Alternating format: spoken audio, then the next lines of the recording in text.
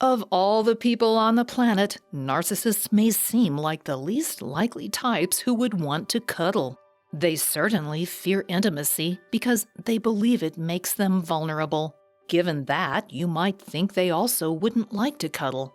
But it really depends on the type of narcissist and the relationship you have with them.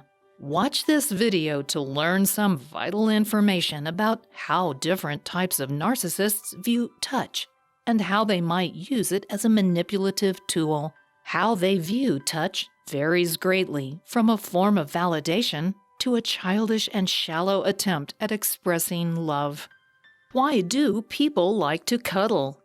Most people like to cuddle because it makes us feel closer to someone we love. In fact, research shows that we are hardwired to cuddle because it creates a strong bond with another person, and it can even boost our physical health. When you cuddle with someone, the hormone oxytocin is released. This hormone is often called the love hormone. It gets released when a mother nurses a child and helps create a strong bond between the mother and child. It also helps to create that same kind of strong bond with another person when you cuddle. Moreover, it can also lower your blood pressure, decrease levels of the stress hormone cortisol, and reduce inflammation.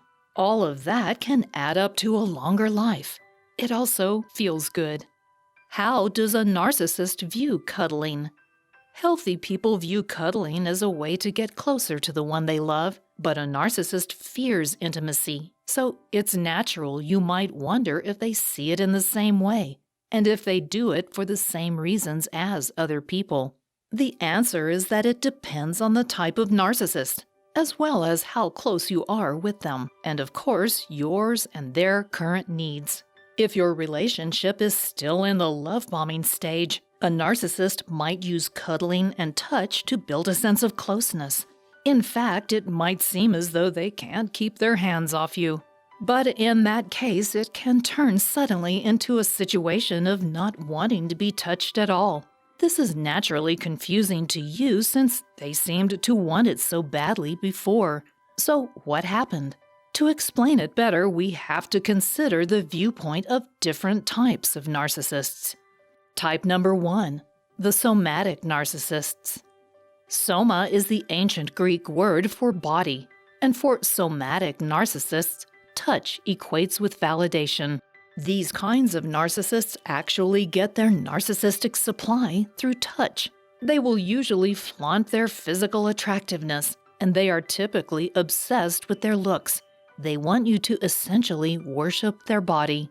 For a somatic narcissist, being ugly is a huge fear, and particularly for women who fall into this category, aging and the accompanying loss of beauty can be devastating. Somatic narcissists are generally those people who spend hours in the gym or thousands of dollars on plastic surgery, given their idea of being ugly is the same as being worthless. For these types of narcissists, touch is the validation, and they tend to love it and the praise that often comes with it. They love cuddling, and they also want you to shower them with affection and praise for their looks. You shouldn't expect, however, to get very much in return. Type number 2, the sexual narcissists. For the sexual narcissist, it's all about seduction, and cuddling is an essential part of that process. It's not because they are genuinely affectionate, however. Rather, they are using touch and sex for power. To them, it's all about the conquest. It may seem as though they love being touched, and they can be highly erotic with the way they use touch, but it's all really about feeling powerful and special. As Mary Choi, Global Executive Board Member at Bayer Consumer Healthcare says, if your narc partner looks like they love to cuddle, they are probably faking it. They use cuddling and other forms of touch as a means to an end. It is the sexual narcissist who is probably most likely to cheat on their partner.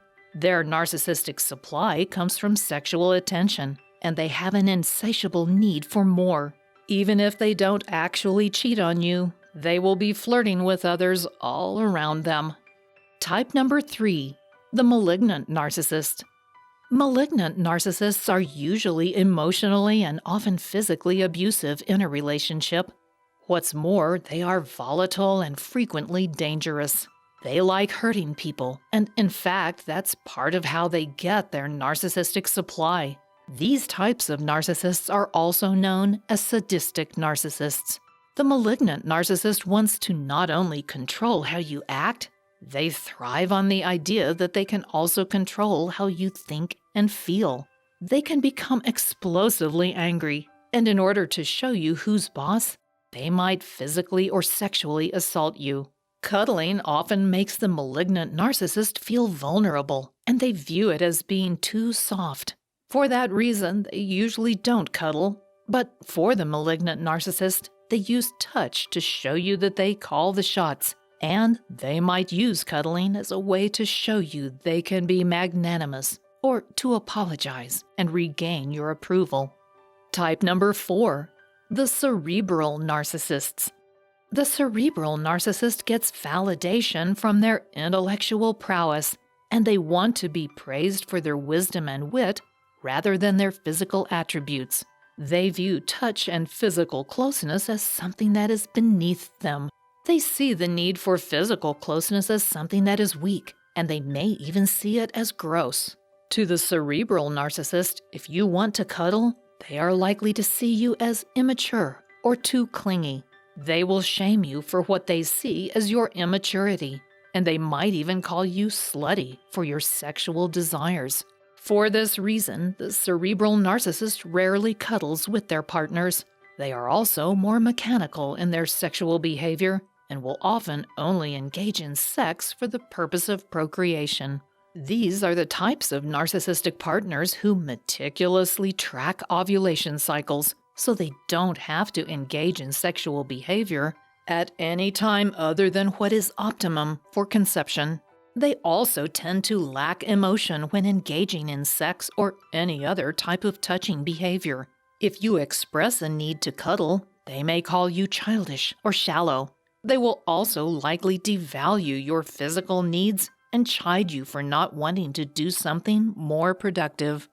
In the end, while some types of narcissists do like to cuddle, they usually are only using it as a means to an end.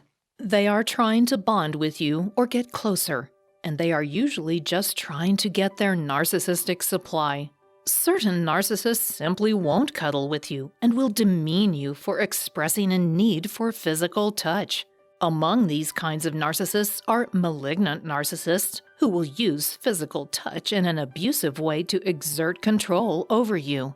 Even those who are not using touch for that reason, the narcissist's reason for cuddling is not the same as yours.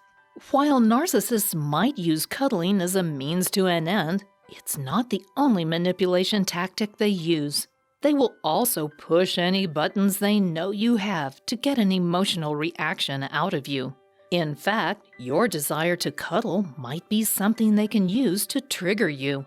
You can stop them from using your emotional triggers, however, by learning how to diffuse them. My 5-step roadmap to heal emotional triggers can show you how.